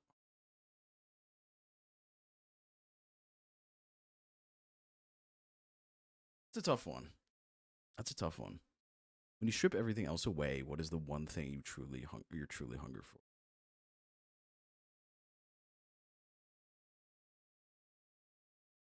Hmm. Thank you for the rose. Thank you. Thank you. Probably the first one. Stranger shoves you in the street. Oh, we're getting. Ooh, fucking hate that. Party's loud and crowded. What are you actually doing? Probably in the corner. I know. I don't actually do that. I'll probably be chatting with people as much as I don't want to. Did you see what's your gut reaction? Like, excuse me. I'm not gonna, I'm not gonna go crazy. You want a free vacation? Where are you going? The mountains. Horribly NSFW. No. Hopefully it's fine. Got a family dinner and a relative asks a super intrusive question about your love life. How do you react? Probably sarcasm. Probably sarcasm or this one. It's one of these two. Probably go with sarcasm. Sunday, what do you do? Not meal prep. I just buy a lot of my stuff. Yeah, probably fixing stuff. Movie night on the couch. What's the cuddle position? I'm literally on top of them, sitting in a separate armchair, wrapping them up completely, side by side, sharing popcorn. It's a tough one. Probably this. What scent of perfume slash cologne would you wear to bed? Who the fuck is wearing cologne to bed? Definitely musk and wood, though. I love those. RPG class. AI generated shit. DPS. Deadline is in 1 hour and the team is failing. Well, we gotta wrap. Unironically, I'm doing it myself. I hate team projects for that. You open the fridge and there's a live penguin inside. Yeah, probably getting it out. A fight breaks out in your friend group and voices are getting loud. What's your instinct? No, let's talk. I'm pretty diplomatic when it. Which text message would shatter me completely? You're useless, you're boring, you're too much. Nothing. This is not the answer, unfortunately. If I'm being truthful. You are useless, you're boring, you're too much. Way too much. You're thirsty, pick a drink. No one's drinking fucking whiskey for that. Dizzy and fun. Maybe, actually. I'm not a water guy. I'm not drinking a milkshake. Sure. Your friend is crying. What is your instinct? All right. I want to destroy the cause of the pain. Dog. Cuddle puddle purring. I will give rational advice. Rolling up after a long day, your favorite scent lingering on the sheets. What kind of romance scene makes your heart race the most? Domination. What the fuck is this? Curling up after a long day, your favorite scent lingering on the sheets. What kind of romance scene makes your heart? Oh, okay, so it's romance. No, I don't like water's boring. Is this me doing it or receiving it? I don't know.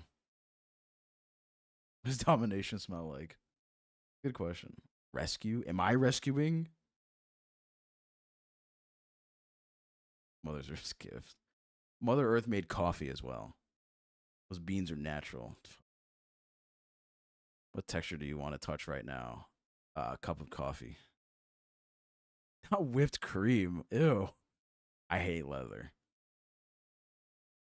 Between dough and linen. Alcohol isn't natural. It's man made. I mean, made with natural things, yes. I would not want to touch whipped cream. Probably this. You're going to survive on a desert island for 1 week and you can only carry one of the following items. Which one appeals the most? Probably multi tool. Yeah, what good is a flare gun going to do for you? What keeps you going when you want to quit? Oh, proving them wrong. 100%. Pick your AO3 tag. I've never, what is domestic? Touch him and die. Spite, yeah. Oh, yeah. Enemies to lovers. What is domestic fluff? What does this mean?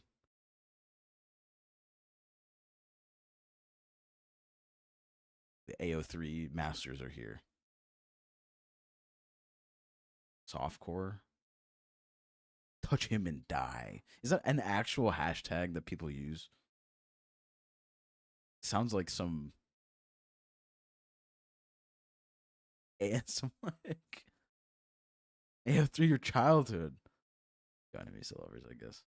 Your life was a fanfic. What is the final line? The world knelt at their feet. Wow. They were never lonely again. For the first time in their life, they were safe. They realized they had built a home that would last forever. Hated this question? I'll just go with that. I'm a villain after all. The iron key, the keepsake key, The shared key or the crown key. Like the crown. The Enigma Alpha. Domestic is dominance. Rules do not apply to me. I make them. What the fuck? Okay. Which is, you know what's really interesting? It is not the enigmatic alpha. It is the enigma alpha, which doesn't even make sense. The enigmatic alpha. There's a word for that, Mister Claude coded website. Personality analysis. You are a paradox, calm on the surface, but terrifyingly powerful underneath. What's an enigma? Enigma is something you don't understand. It's like it's a mystery. Enigma is a noun. Yes, enigmatic is a adjective. Wrong. You possess a rare magnetic dominance that brings even other alphas to their knees. This is some shit. Alpha, Beta, and Luna? No, there's no Luna. There's like Alpha, Beta, Omega, and something. You possess a rare magnetic dominance that brings even other alphas to their knees. I can't read this seriously. To the world, you are demanding, mysterious, and intense. But when it comes to love, you don't just want a partner, you want a soul to own. Alpha of alphas, obsessive love, rare dynamic. Uh-huh. Love language, total possession. You show love by completely taking over, handling their problems, buying their things, and making their decisions so they can rest. Here to post it. I can't do that. Pheromones. Black coffee, ozone, and dark rum. I'm an alcoholic. Weakness, control freak. You are so used to being the strongest person in the room that you forget how to let your guard down. Oh shit. Uh Perfect match. Queen Bee Omega. We're just throwing random shit out there. Only they have the standards and the spine to stand next to you, not behind you. This completely contradicts uh like this, by the way. This completely contradicts this. Because by their logic, you would want them to not question you. Yet it's like you want someone to be your equal, which is not how that works. The golden retriever alpha, the lack. Oh, I hate. They got this. They got this to a T. Huh? 47%. Wait, whoa. Math isn't working here. Wait, am I? Hold on. Oh no, no, no, it's fine. Wait,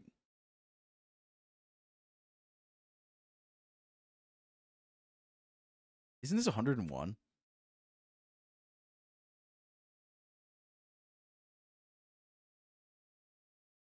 Isn't this math like not correct? It is. Oh, I'm just stupid. Should be 6. Yeah, it's 101. I'll find my submissive soft boy Omega someday. Enigma Alpha, Fixer Beta, Queen Bee Omega, Bodyguard Alpha, Unbothered Beta, House Husband Alpha. No, absolutely. Mom Beta. Alpha Beta, he broke the website. It doesn't make sense. I don't know. This is share result, post on Twitter. It's funny because this was not written by a human. This is Claude code. I can tell. It looks nice. Share? No. Like, it does look nice, but this is obviously like AI coded. This is there's people that think like this. Who would want to share it? I'll click it right now. I'm actually on, let me see. I'm afraid if I click share, it's gonna be like, oh, it just copies it. It just copies it. Post it to Twitter? Nope. I could click just a link. Okay.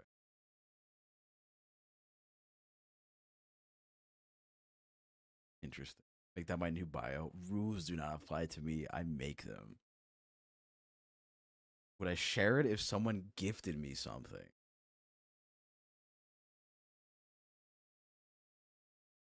Define gifted me something. What is YN? Can someone please explain YN? Because I see it and I don't know what it means. Give me 1,000 roses. 1,000 times a cent. Oh, your name. Oh, okay. You insert yourself. Oh, okay.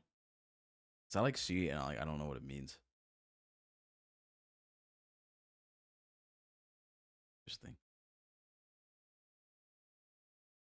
Gotcha. Yeah, I don't know Wattpad or AO3 or anything like that. Who was putting me on Tumblr? Who was in charge of that? I forget who it was. Thank you for the rose, PG. Thank you. Look at my at everyone in the Discord. Guys, look.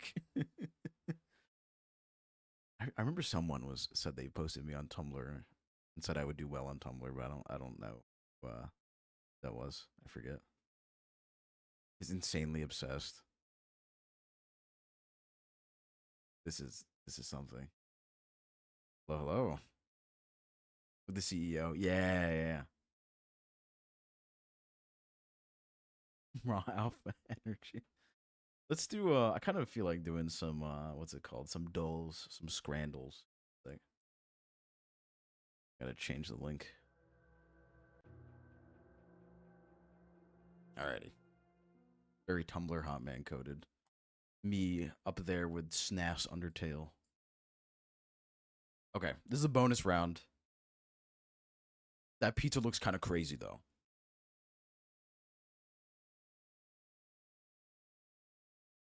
They both look good, but the pizza looks a little bit.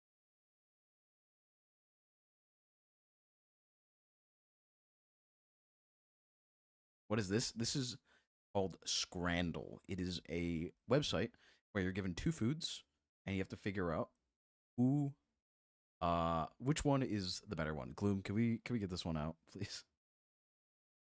If you're there, Gloom. Just let me know when because I can't see any actions. Okay. So, I don't know what P wax stew is. I'm gonna be real. Um, hot dog bought by a kind local, £5 20. I don't think anyone's going with P wax stew. Yeah. What are the British up to? Very interesting things. Thank you, Gloom. A meat and potato pie. No, no, no. That person's fine. I think that person's fine. The other person. Potato or Camden Town Stout. That looks like cola. These both are ass. I'm gonna be real. Okay. The food beats the drink. The breakfast box or currywurst and a beer. It's way cheaper than a breakfast box though. But that breakfast box looks kind of crazy. I've never had currywurst and I really do want to try it. No, I've yet to find a beer that I actually like. Curry looks like ketchup. I think the breakfast box probably wins. Potato or dinosaur? Good question. Yeah, I figured. Can't even drink beer. You're not missing much. We got hot dog or double cheese. Listen, I know this looks really plain, but something about it just sounds pretty good. I don't know, like I feel like it would taste really good. Maybe a bit dry, but like I think the double cheese beats the hot dog. But here's the main problem. People don't see any condiments on this and they'll probably go, "Yeah, the hot dog wins because ketchup and mustard." The angle, yeah, it is a certain angle. Damn. Impossible Korean. I can tell you right now, this loses. I am a fraud. I am a larper. I'm a fraud. Never mind. I'm a fraud. People don't like vegetarian food on this. Chinese chicken skewers or fries and hot chocolate. No, the problem is like I know people on this website don't like impossible food. Listen, I could go for a hot chocolate right now. For it's 12 pounds. It was even more. For fries and hot chocolate, welcome to America. I'm gonna go with the skewers. I think this is way too pricey. That the Mets game. Oh, what the the dilly dog. Or sausage and bread.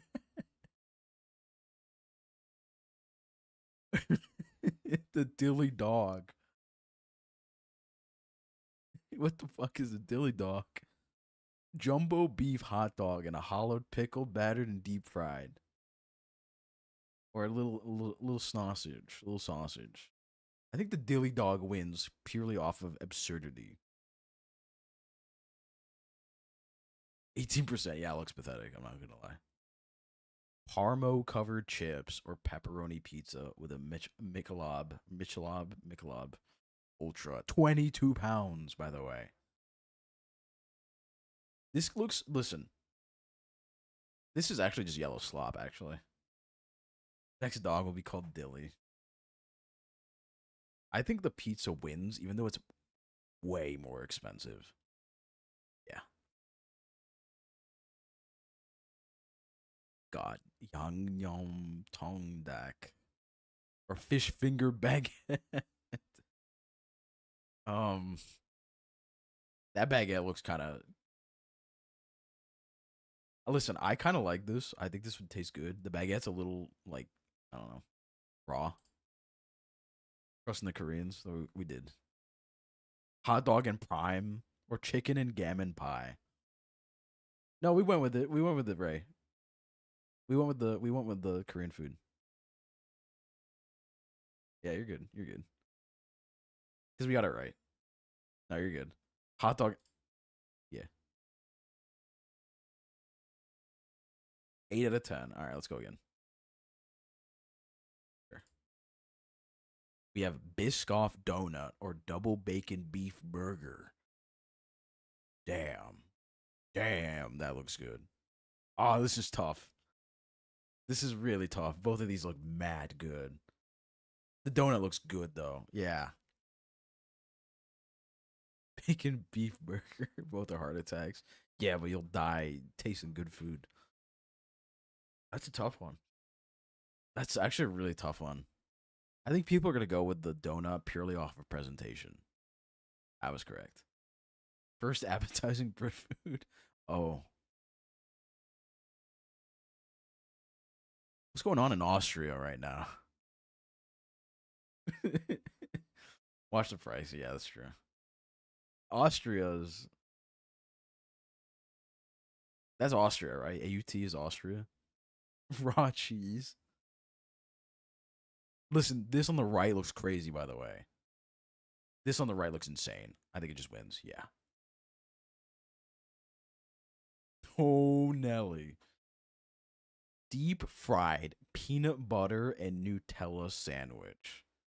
Texas toast, peanut butter, hazelnut spread, banana strawberry funnel cake batter, or roast potatoes. Listen, listen. This looks crazy. Heart attack or diabetes? I might be going with the heart attack. This is America incarnate. I think this beats roast potatoes. Oh yeah, by a landslide. Double bacon. That is a grease.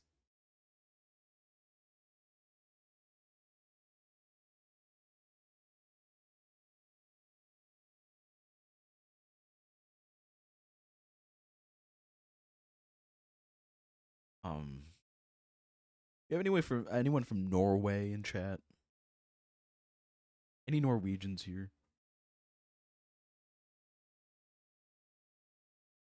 Anyone from Norway? Could you explain sausage water, please? 7%. Oh, oh. Your ex was Norwegian. They be drinking sausage water over there. Spaghetti and meatballs in bread. I think the superfood bowl wins. Yeah, we're doing pretty good. Jerk chick. Oh no. Oh, these both look really good though. Oh no. Those fries look crazy. Man. Man. You gonna jerk on that chick? That's good. That's a funny one. Those fries look crazy. God damn. Yeah, there, I knew it. Hot chocolate brownie or currywurst in a roll. Man, these are tough. Man, these are so fucking tough. That brownie looks crazy. Holy. Even the currywurst looks good. I know the currywurst looks good. This is a tough one. What do you mean it's not tough? Both look good. Okay. I'm just too good. Hot chicken sandwich or peas. I don't even have to. Yesterday was glizzy hell. That burger. Ooh.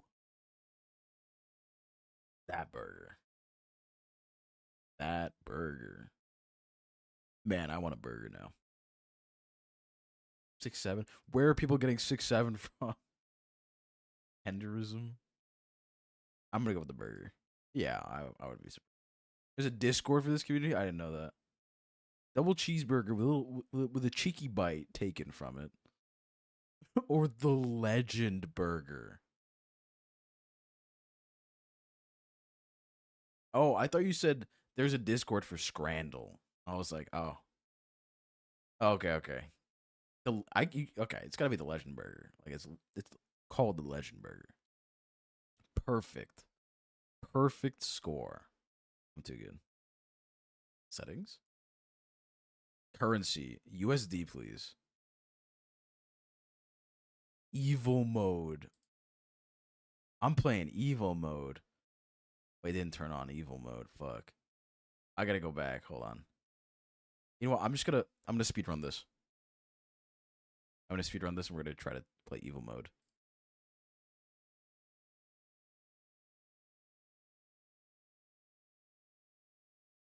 Okay, we're doing pretty good so far. Where's the 6-7? Where are you guys seeing this?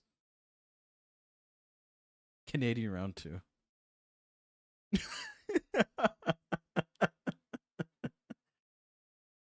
Oh, the percentages. Oh, okay. Listen, that bun is toasted well though. That's pretty good. That's a funny ass picture though. Come on, I want to play evil mode. I lost. Drayton Belly Buster. Okay, come on. I want to play evil mode. That pizza looks crazy. What's that one meme? Oh, Wesley, I'm dripping. Is this the evil mode? Oh, I can't play evil mode. Makes the game more evil. USD. Oh shit! I clicked on Steam. Super Scrandle. Man, okay. Well, I guess we're doing random. Mensa mode. Unique items.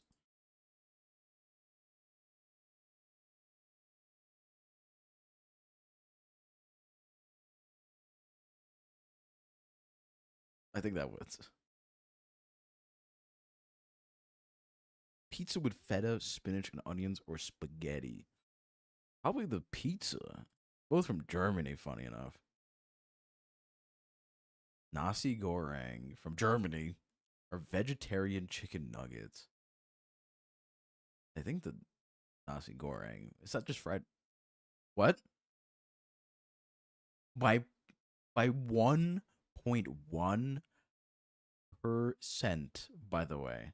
1.1%. God damn it.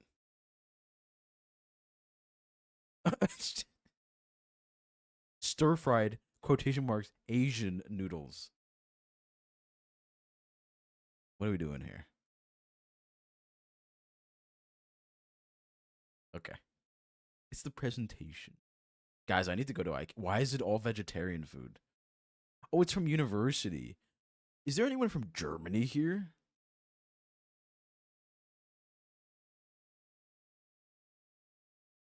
Your university dinners are crazy. Like, they look really good. They're all vegan stuff, though. Bruh. Sweet and sour chicken in a mate drink or cheese. Oh, from Spain. There we go. Wait a second. Are these all from schools?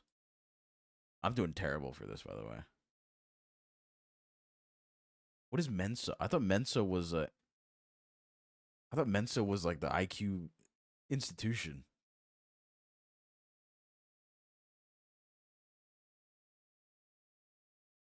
Tortellinis, please. Just random ass chocolate chips, I guess. Asian noodles. I say as I read donor. Okay, we'll restart this one. This one wasn't that bad. Okay, let's turn off Mensa mode. Hmm. Cafeteria, but better. Interesting. Okay. Ooh, a breakfast box or a Bovril ice lolly. Can we have a British person come in here, please? What is Bovril? We have any Englanders here? Beef? No, no, no. Bovril. Whatever. I don't know. It's not. Wait, it is beef. Wait. Yeah. Wait a second. It is beef. Beef ice lolly. What the fuck? Oh, that chili dog though. Oh man, that chili dog is kind of crazy though. Like Vegemite. I actually don't know. This looks good. Okay. Australia might win something for once. I'm joking. Well, bald. Nah, I don't think that. I think the lamb Euro wrap churros with chocolate dip or chili and chips in a parking lot. It's a tough one. Those churros look crazy though. That's a lot of sugar. Churros, yeah. Buffalo fried chicken burger or the grayest pulled pork sandwich to ever grace this planet. This is beautiful. It was a work of art. Breakfast bap or pepperoni pizza. This needs some sauce. Like, it looks good. It needs some sauce. The pizza does look good too. The little Italian seasoning on it, that looks pretty good. Probably the. I got baited. Tandoori chicken wrap with masala fries for $9, or currywurst that's about to spill on this old dude's head. Those fries look bland, I gotta say. I figured. Cheeseburger with a lovely bun, or salt and pepper chicken fries. It's a lovely bun, though. It's a lovely bun.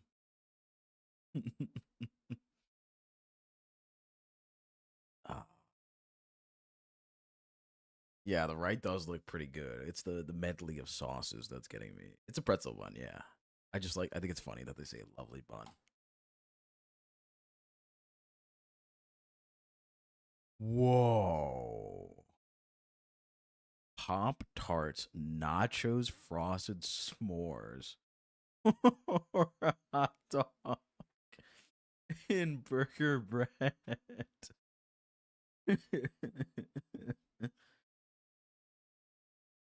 For $13, yeah. Try Euro fries, yeah.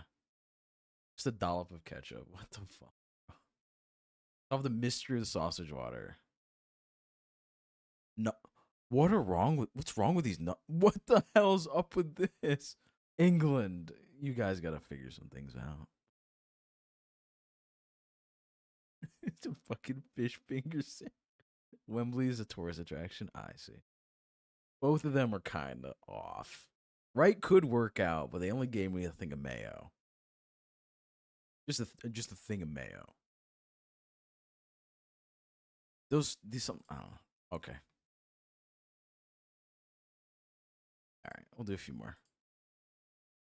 The only problem, I think the problem is that it's fish sticks in a sandwich. Chili beef loaded fries are the smallest fucking burger known to man. Oh, you guys can't see it. I'll show you guys quickly. The smallest burger, like the tiniest burger.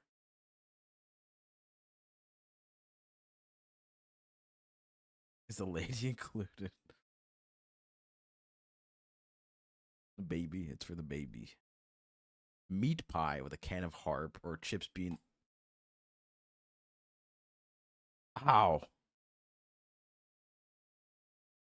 Sausage and chips with curry sauce in a cob, whatever that means. What's wrong with the beans? That looks awful. Hot dog and loaded chips. Sausage and chips. Okay. Wales is not winning this one. Pie mash and gravy or seasoned curly fries. Bacon chive aioli and a side of brisket marmalade that shit. For 15 pounds. It's apparently a bacon chive aioli. That does sound pretty good. This sounds like it's about to fall over. It looks like it's about to fall over. Substance, yeah. Slider box deal. 6 beef sliders, mozzarella sticks, onions, and fries. Or cremosin yogurt ice cream in a bag for 35 cents. Brazil fans going crazy right now. I think not the airplane. I think this. Yeah, I figured. Long hot dog with mayo and Coke from the fucking what's that movie that Sadako's from? The Ring? Yeah, ring ass hot dog or chicharron. It's Mexico or this isn't Paris. What PAR? I actually don't know. The mountains. Long hot dog with mayo and a large Coke. Yeah, I think this probably would. Paraguay? Yeah, it's Paraguay. Thank you. Spicy sausage with a dollop of ketchup or cheeseburger with beans. I love baked beans, but even this is like. But the thing is, the spicy sausage is so boring. It's just bread. I like beans. I like baked beans too. Straight up with salad fingers. Yeah, the Czech Republic or Malta. I think the sausage wins. Yeah. Pork and chicken dumplings that look raw as hell or buffalo wings. New Zealand ain't winning this one.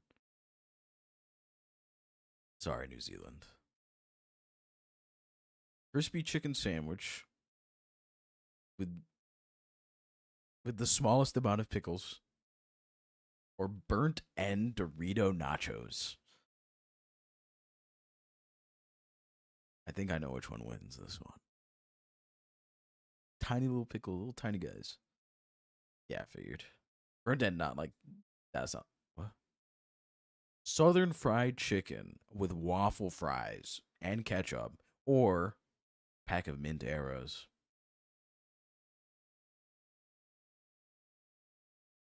I wonder which one wins.